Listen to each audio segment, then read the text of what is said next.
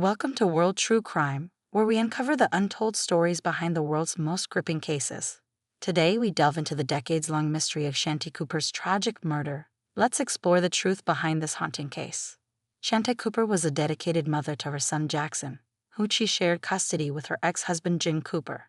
She separated from Jim in 2013, marking a new chapter in her life. After her divorce, Shanti was ready to start dating again. However, she noticed that the world of dating had changed significantly since she last ventured into it. Online dating had become the popular way to meet people. Determined to embrace this new way of finding love, Shanti created a Match.com account. As Shanti navigated through various profiles on the site, she connected with several men. However, none of them stood out quite like David Tromis. David, like Shanti, had recently ended a year-long marriage and was ready for something new and fun. Their connection grew stronger as they exchanged phone calls, text messages, and emails. After months of getting to know each other, David made the bold move to Orlando, Florida, to be closer to Shanti. Their bond had blossomed into something deeper, and they could not resist being physically together. Shanti's love for her son never wavered, and she ensured that her dating life with David was consistent with her parental responsibilities. She prioritized her son's well-being and ensured that everyone involved understood the importance of maintaining a healthy family dynamic. In 2015, Shanti and David moved to Delaney Park, an upscale suburb near downtown Orlando. Delaney Park is a beautiful and family-friendly neighborhood known for its affluent community. Delaney Park offers its residents a top-notch lifestyle. The neighborhood boasts an excellent school system, providing quality education to its students. With its well-maintained landscaping and proximity to various amenities, Delaney Park is desirable for families seeking a comfortable and safe environment. David purchased a home in Delaney Park for $600,000 in cash and placed it in a trust for him and his mother. The home David purchased for him and Shanti was 4,000 square feet with a pool, a garage, and an apartment above it. This spacious property provided them with comfortable living space and ample amenities. Shanti and David were excited to move into their new house and embrace a new chapter in their lives. However, upon closer inspection, they realized that certain aspects of the home didn't quite align with their vision of the future. Despite their love for their new home, the upstairs bedrooms were cramped and lacked functionality. Faced with this challenge, David and Shanti embarked on a renovation project that would completely transform their house into a dream home. Driven by her passion for design and home improvement, Shanti agreed to foot the bill for the project to execute their vision. David and Shanti hired a team of skilled contractors who effectively dismantled their entire house. This step was necessary in order to reconstruct the upstairs bedrooms and create a layout suitable for their plans. As the work on the house progressed, the bedrooms were temporarily out of order. Shanti decided to reside in the apartment above the garage, which allowed her to continue her daily routine without disruption and provided her with a dedicated workspace.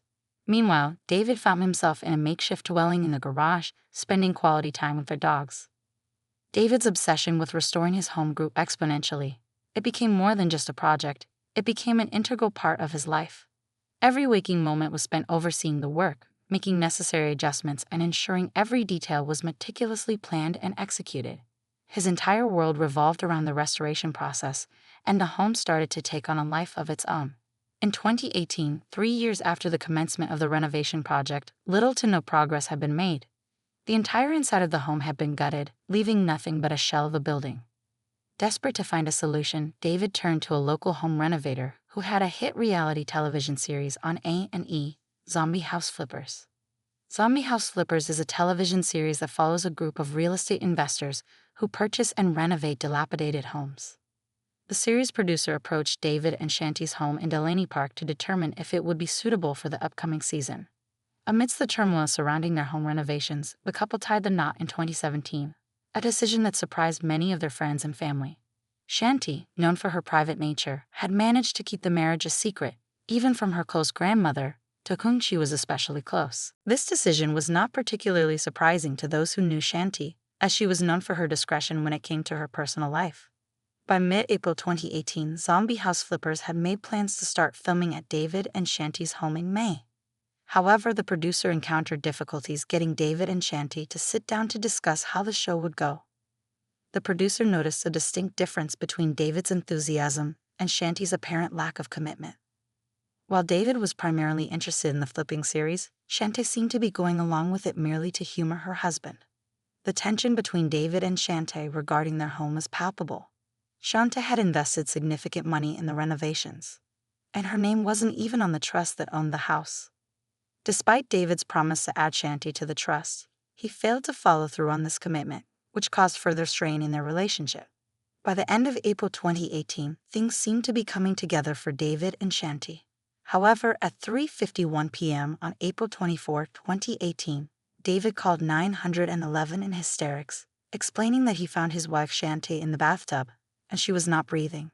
During the phone call with the 911 dispatcher, David's screams could be heard in the background as he frantically tried to explain the situation. When police arrived at David and Shanti's home, they found Shanti deceased in the bathtub. The area was immediately secured and declared a crime scene, and the investigation began. Meanwhile, David was transported to the police department for questioning. David told the investigators that the morning started like any other. According to David, Shanti woke up between 7 o'clock and 7:30 a.m. At around 9:30 a.m., he went for a 1-hour walk, leaving his wife at home. Upon returning from the walk, David claimed that he had taken measurements for the renovations. After completing the measurements, David stated that he left again around noon to take his and Shanti's dogs to Park of Americas, an off-leash dog park near the Orlando Executive Airport. David claimed he often went there to let the dogs play and enjoy the open space. He said before he left the house, he didn't speak to Shanti and assumed she was in the garage apartment relaxing. David told the detectives that when he returned home from the dog park, he immediately went outside and started doing chores in the yard. He spent approximately 30 minutes taking care of various tasks before he decided to head inside. Upon entering his home, he heard the sound of water coming from inside the bathroom, which caught his attention. He decided to investigate further. As he approached the bathroom, David claimed that the door was slightly ajar. He pushed it open and discovered a shocking sight. Shanti, his wife, lay unconscious in the bathtub, her body submerged halfway in the water. David claimed panic overcame him, and he immediately called 911 to report the incident. During the interview, David described how Shanti had been excited about their future and the vision they had for their home. They had been looking forward to a bright future together. Although David appeared upset and his story about finding his wife in the tub seemed plausible, the detective interviewing him harbored suspicions. The discrepancies in David's account raised red flags.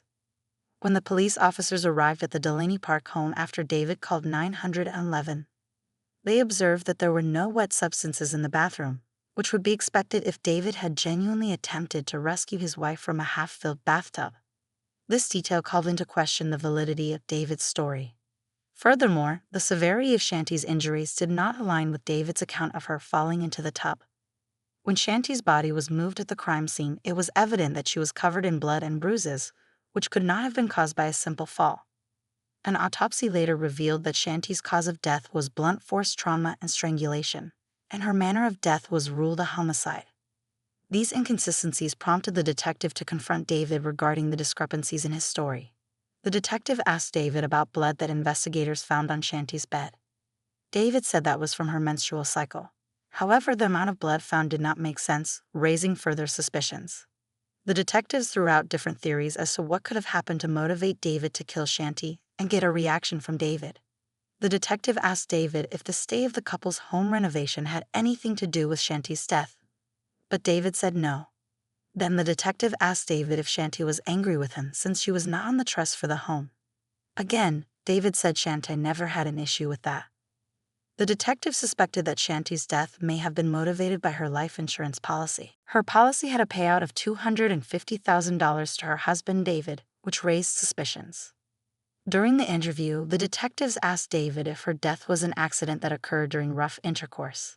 However, he denied having any involvement in harming Shanti. Despite David's denial, the detectives felt that there was sufficient evidence to suggest David's involvement in Shanti's murder. They believed that he had faked crying on the 911 call and during the interview. The detectives suspected that David had staged an emotional response to throw off suspicion. But before David left the police department, he agreed to take a polygraph test. However, it was late at night, and the detectives were unable to locate a polygrapher to administer the test immediately. As a result, David was released and allowed to return home. Before leaving, David provided his DNA. Nail clippings and fingerprints were submitted to the detectives for examination and comparison to any evidence found at the crime scene. The detectives hoped that these samples would help them gather more evidence and establish a link between David and Shanti's murder. Investigators who examined the crime scene at David and Shanti's home noted that Shanta had one earring on and one off on her nightstand. Additionally, Shanti's watch was off on the nightstand at the time of her murder. These findings were significant to the detectives, as they suggested that Shanti may have been in the process of getting ready for bed when the murder took place. Furthermore, Shanti's cell phone was found on her nightstand. However, the investigators noted that there was no activity on it after 11:30 p.m. on April 23, 2018. The medical examiner's report revealed that Shanti did not have any defensive wounds, which led the detectives to believe that she was unaware of the impending attack. The detectives theorized that Shanti was sitting on the end of her bed, removing her jewelry, when David attacked her from behind. They felt this assault resulted in Shanti's death, and David moved her body into the bathtub. Another significant finding was that nothing appeared missing from the home, so the detectives ruled out robbery as a motive. However, one item that seemed to be missing was Shanti's $155,000 engagement ring. As the detectives conducted their investigation, they soon discovered that David's portrayal of his and Shanti's happy marriage did not align with the perception of others who knew Shanti. According to these individuals, David had a habit of hiding her son Jackson's toys and returning them when Jackson inquired about them. The detectives believed that David was employing these tactics to play psychological games with Shanti and her son. During their search of the garage, where David was sleeping, investigators stumbled upon an unplugged refrigerator filled with children's toys. This discovery further solidified the detectives' theory that David was engaging in manipulative behavior by hiding Jackson's toys and returning them intermittently. David attempted to control Shanti and her son's emotions. After the detectives served a search warrant on Shanti and David's Delaney Park home, they confiscated the couple's computers. They found notes on Shanti's computer that shed light on her discontent with her marriage to David. In these notes, Shanti referred to David as cheap, controlling, and narcissistic. Whenever they went out to eat, Shanti wrote that David never paid, and on occasion when he did offer, he always had an excuse, claiming he forgot his wallet. Shanti expressed feeling sad and lonely, afraid, and no longer wanting to be part of the life they had built together. She stated that her mental unhappiness was a result of her poor interactions with her husband David. Furthermore, these notes highlighted the fact that Shanti was under a significant amount of stress living in a home under construction. As the detectives continued to investigate the murder of Shanti, they discovered important information that linked David to her death. It was revealed that Shanti had been hospitalized for 3 days in the months before her body was found. The detectives were also informed that Shanti had expressed concerns about her eating habits and mentioned to her nanny that she could no longer consume spicy foods or drink alcohol. Additionally, Shanti had started losing weight rapidly, which raised suspicion amongst the detectives. The detectives were puzzled by the absence of any toxic substance found in Shanti's body during the toxicology tests conducted during her autopsy. Despite the lack of evidence, they began to suspect that David may have been poisoning Shanti. However, they were unsure what substance could have been responsible, as the tests did not reveal anything further.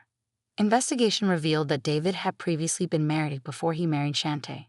The detectives were curious about the details of his previous marriage and decided to explore it further. They discovered that David's first wife, Carol, faced similar health issues as Shanti. David had met Carol on a blind date in 1997, and the couple hit it off immediately. 2 years later, they got married. The detectives began to wonder if there was anything similar between Carol's health issues and Shanti's sudden decline in health. Shortly after the couple wedded, Carol began to experience a series of health issues that left her feeling constantly nauseous, fainting at times, and experiencing severe reactions when consuming spicy food and drinks, particularly alcohol. Her former close friends expressed suspicion to detectives that David may have started poisoning her after their marriage. Wanting to delve deeper into David's background, the detectives flew to Minnesota in November 2018 from Florida to interview Carol in person. During the recorded conversation with Carol, she recounted her ongoing struggles with chronic pain and immune system issues that she said were not definitively diagnosed. Carol emphasized the importance of understanding her background in order to grasp the significance of her health issues. She stated that David was responsible for cooking her meals during her marriage to him. The detectives questioned Carol about the possibility of David's involvement in her health issues, considering it to be too much of a coincidence that both David's wives had exhibited similar health issues. However, Carol adamantly denied any notion that her former husband had intentionally poisoned her. She insisted that her health issues persisted even after their separation. During the investigation into Shanti's homicide, detectives received a phone call from an employee of Club Orlando, a private men's spa. The club offered various amenities such as hot tubs, pools, a gym, and dark rooms where individuals could engage in sexual activity. To become a member, individuals had to purchase a pass or membership. The employee speaking to the detectives revealed that David Tronis had several memberships at Club Orlando. They stated that David consistently renewed his membership every 6 months without fail. This employee claimed to have seen David engaging in sexual acts with other males. When detectives spoke to Shanti's acquaintances, they all expressed that Shanti would never condone or tolerate her husband engaging in same-sex relationships. This evidence raised the question of whether Shanti had discovered that David had been engaging in such relationships and threatened to leave him and stop funding their home renovations. The detectives considered the possibility that Shanti's anger or frustration could have escalated, leading to her murder. As they continued their investigation, the detectives carefully examined all evidence, including the information provided by the employee of Club Orlando. They sought to determine if the spa membership and alleged sexual activity could give any insights into the circumstances surrounding Shanti's death.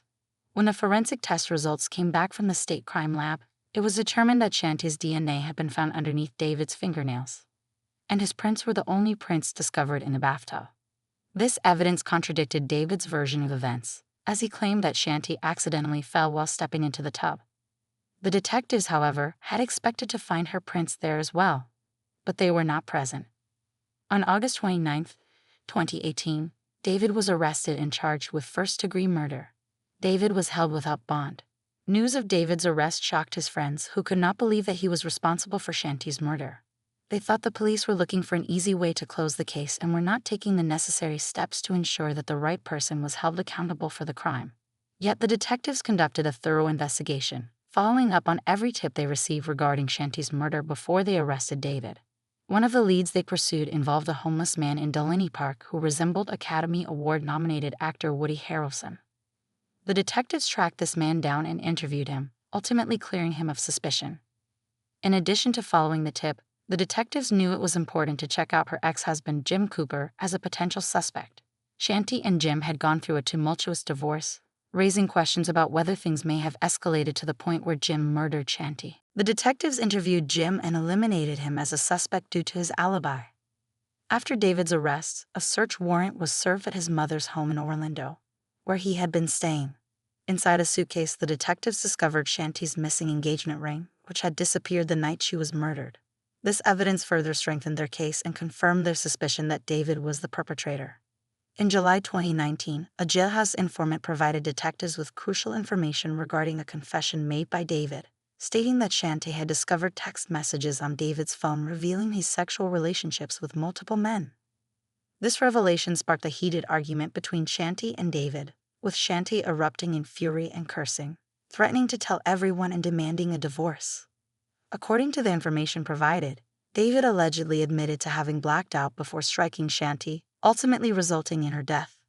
Furthermore, the informant revealed that they had known David before their incarceration, having seen him around Club Orlando. The inmate also shared that David mentioned Cambo, a poisonous secretion from an Amazonian giant monkey frog used in controversial treatments. This inmate claimed that David had confided in them that this substance could be used as a poison that would kill someone without leaving any evidence on a toxicology report. David's trial was delayed because of the COVID-19 pandemic. Like countless others in the country, David's legal proceedings were put on hold due to the ongoing health crisis. The pandemic disrupted the normal course of justice, creating significant delays in various cases, including David's. In 2022, after nearly 2 years of delay, David's trial finally commenced. However, the outcome was unexpected. David was found incompetent to stand trial after the defense and the prosecution's medical experts examined him. The experts conducted a thorough evaluation to determine David's mental competency to stand trial. Based on the review, they came to the conclusion that he had an ongoing manifestation of schizophrenia. After a 6-day trial in October 2023, David was found guilty by a jury and was sentenced to life in prison. At World True Crime, we seek to uncover the complexities behind every story. Stay curious, stay critical, and join us next time as we explore another gripping case where the truth remains elusive.